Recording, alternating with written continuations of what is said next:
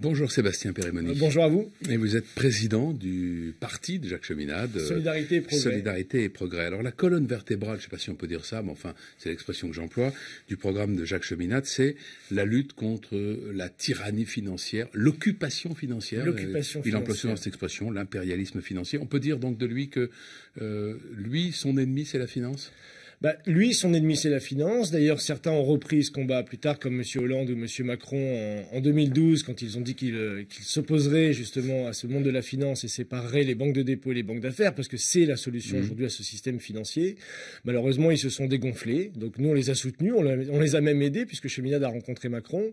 Mais au dernier moment, ils se sont dégonflés, donc on est revenu au point zéro. Donc il faut un homme qui combatte ce monde de la finance. Parce que le vrai ennemi aujourd'hui dans ce pays, c'est pas les étrangers, c'est pas les immigrés, c'est pas les intégristes de ceci ou cela, c'est ce monde de la finance qui crée la guerre au niveau international et qui crée la pauvreté au niveau national. Et ce monde de la finance, François Hollande disait dans sa campagne, n'a pas de visage. Vous diriez la même chose? Il est tapi dans l'ombre, on ne sait pas bien de qui il s'agit. On peut dire les choses comme ça? On peut pas du tout dire les choses comme ça. Vous pouvez nommer des groupes, des personnes. De quoi s'agit-il ou de qui s'agit-il au fond? Déjà, il a un visage, vous savez, Cheminade disait, il a un visage, c'est celui de la City de Londres et de Wall Street, mais soyons plus précis, il a un visage, celui de Mario Draghi, par exemple, qui dirige la Banque Centrale Européenne. Avant-hier, j'ai rencontré les salariés de Whirlpool qui manifestaient, les ouvriers de l'usine d'Amiens, qui manifestaient à Paris. Leur PDG s'appelle Jeff Kettings. Donc, il a un visage, il a un nom, il est milliardaire américain, c'est un ami de Trump d'ailleurs. Et pourtant, j'entendais que 60% des salariés de Whirlpool allaient voter Front National, alors que Marine Le Pen ne dénonce pas justement ce milliardaire américain qui est la cause aujourd'hui de la destruction de cette usine en France. Alors, Jacques Cheminade veut bâtir un nouvel ordre économique international, gagnant-gagnant, dit-il. Évidemment, c'est mieux que perdant-perdant. C'est mieux que ce qui se passe actuellement. Avec les pays membres des BRICS, c'est-à-dire Brésil, Russie, Inde, Chine et Afrique du Sud, et tous ceux, ajoute-t-il, qui sont disposés à briser le garrot financier mondial. Il a déjà pris des contacts, il a déjà tracer une route pour parvenir à ce nouvel ordre bien sûr, économique il a international. Participé à plusieurs conférences internationales où il y avait la présence d'Américains, de Chinois, de Russes. En 95, lorsqu'il était candidat, il parlait déjà de cette nouvelle route de la soie. Et si on monte plus tôt, il avait proposé dans les années 80 une banque internationale de développement qui réunirait l'Amérique latine, l'Afrique et l'Asie.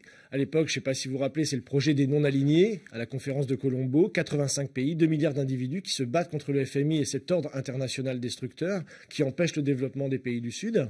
Donc ce projet a échoué avec l'assassinat d'Indira Gandhi, qui était une des grandes fers de lance, qui était la représentante du mouvement des non-alignés. Ce projet a échoué dans les années 80. Cheminade a continué à le mener avec des gens au niveau international.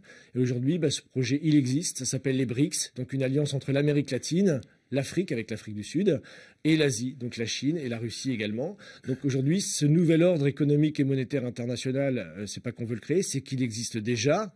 Il faut juste le rejoindre pour avoir un poste de commande, un poste dans le poste de pilotage. Alors, il veut également annuler les dettes des pays en difficulté financière. Il y en a beaucoup des pays en difficulté financière. Est-ce qu'il y aurait commencer par nous. C'est un peu le sens de ma question. Est-ce qu'il y aurait des pays européens, peut-être la France, donc concernés par cette mesure? Bien sûr, la Grèce. Parce que je précise qu'il y a également, et ça vient en complément, annuler la dette des États pour sa part illégitime. Sa part illégitime, tout à fait. De quoi s'agit-il et qui est concerné donc?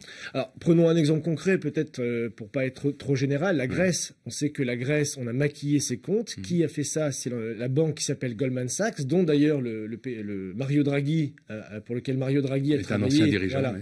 Et d'ailleurs, M. Barroso, également ancien trotskiste, qui maintenant est PDG de Goldman Sachs Europe, donc on voit les caméléons qui nous gouvernent. Donc la Grèce, on a maquillé les comptes, ça a été prouvé, il y a eu des enquêtes du Parlement. Goldman Sachs a fait des prêts à ce pays, et qui n'ont pas servi à développer l'économie. Et plus on maquillait les comptes, plus on faisait de prêts. Donc on s'est retrouvé avec une dette gigantesque. À un moment donné, il a fallu payer, on a sacrifié la population et on a renfloué les banques via la Banque Centrale Européenne. Donc c'est un scandale, ces dettes sont illégitimes. Et c'est pareil en France, il y a beaucoup de dettes illégitimes dans ce pays. L'Afrique est au cœur du programme de Jacques Cheminade. Aider les pays africains à développer des médicaments génériques bon marché, lancer de grands projets industriels, infrastructurels à une échelle panafricaine. C'est vraiment une préoccupation forte pour lui.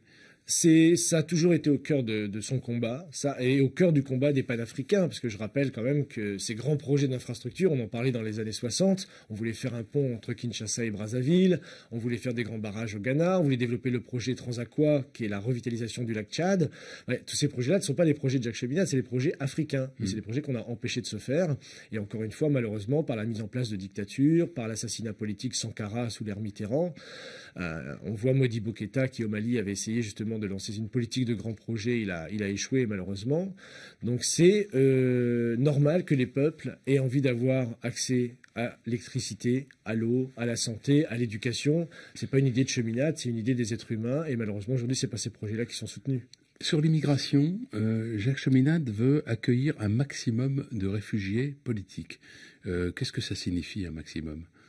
C'est pas tout à fait ce qu'il a dit. Il a dit qu'il faut créer un ministère de la coopération, du co-développement et de l'intégration, ouais. C'est-à-dire de faire en fait, c'est-à-dire, au fond, le modèle, ça serait l'Allemagne, ce qu'a fait Angela Merkel, qui ouvre grand les bras et qui dit « Venez, vous êtes les bienvenus ». Oui, il y a évidemment, la France ne joue pas son rôle dans l'accueil des migrants aujourd'hui, mais surtout, il faut régler le problème à la racine, c'est voir l'émigration et l'immigration comme un seul et unique problème. C'est pour ça que sa politique de co-développement est le seul moyen d'arrêter ces flux migratoires, parce que les gens ne viennent pas ici par plaisir. Donc il faut voir le problème dans son ensemble. On ne peut pas accueillir toute la misère du monde, comme disait l'autre, mais en prendre notre part. Ouais. Donc évidemment, aujourd'hui, on n'est pas généreux. Cheminade revient du Liban, il a rencontré le général Aoun. Il y a 2,5 millions de réfugiés syriens et 1,5 million de réfugiés palestiniens pour un pays qui en compte 4 millions. Donc on a quasiment doublé la population. Donc c'est pas le cas en France. Je pense qu'on pourrait faire un effort, ça c'est sûr. Mais en parallèle d'une politique de co-développement et d'arrêt des guerres que nous menons qui génèrent malheureusement ce flux migratoire. Il faut sortir de l'Union européenne ? Oui, il faut sortir de cette Union européenne qui n'est pas l'Europe. Qui n'est pas l'Europe. Mais sortir de l'euro aussi, évidemment. Donc ça va de l'euro. Ça va de pair. Qui est le bras financier de l'Union européenne et l'OTAN son bras armé. Il n'est pas écolo, Jacques Cheminade ? Si, il est écolo. Alors, il veut instaurer un moratoire sur les subventions aux énergies renouvelables. Il pense que tout cela, c'est du bidon, pour dire les choses un peu familièrement. Familièrement, on pourrait dire que c'est du bidon. Non, il ne s'oppose pas au solaire. L'éolien, oui, c'est du bidon. Mais c'est un vrai écologiste dans le sens où, vous savez, à une époque, on est passé du train électrique au train à vapeur, au train électrique. Ouais. Ça a été un progrès. Aujourd'hui, il faut passer du pétrole à l'hydrogène. Il faut nettoyer les mers. Il a un grand projet d'économie bleue pour nettoyer les mers des déchets plastiques. Il a un grand projet de nettoyer les débris dans l'espace qui aujourd'hui deviennent un problème. Donc il y a plein de choses à faire au niveau écologique et surtout avoir le nucléaire du futur, c'est-à-dire le nucléaire de 4e génération au thorium et demain la fusion thermonucléaire qui est la seule énergie viable aujourd'hui. De quel candidat Jacques Cheminade se sent-il le plus proche ? Alors Cheminade se sent très, très proche de ses idées puisqu'il a essayé d'aider plein de... De lui-même, oui, ça s'entend, oui. Mais le message qu'il veut faire passer, c'est que c'est le seul candidat contre le monde de la finance. Et moi, je suis venu ici avec un seul objectif, faire réduire massivement le vote du Front National et faire augmenter massivement le vote pour Jacques Cheminade. Puisqu'aujourd'hui, comme je disais, Whirlpool, on dit que c'est la faute des étrangers alors que le PDG est un milliardaire américain. C'est pas les immigrés, les étrangers qui réduisent, si vous voulez, les budgets dans les hôpitaux. C'est pas les étrangers ni les immigrés qui déterminent les prix des agriculteurs. J'ai un frère qui est agriculteur. Le prix du lait a encore diminué de 5 € pour 1000 litres. C'est pas les étrangers qui déterminent le prix du lait. C'est les marchés financiers. C'est pas les immigrés ou les étrangers qui obligent les patrons à mettre des bas salaires. Donc aujourd'hui, il faut dénoncer cette fraude qu'est le Front National. Voilà, et c'est pour ça que j'ai ce message à faire passer. Cheminade est le candidat contre les marchés financiers. J'appelle massivement les gens à voter pour lui au premier tour. Merci Sébastien Périmoni. Merci à vous, M. Rivière.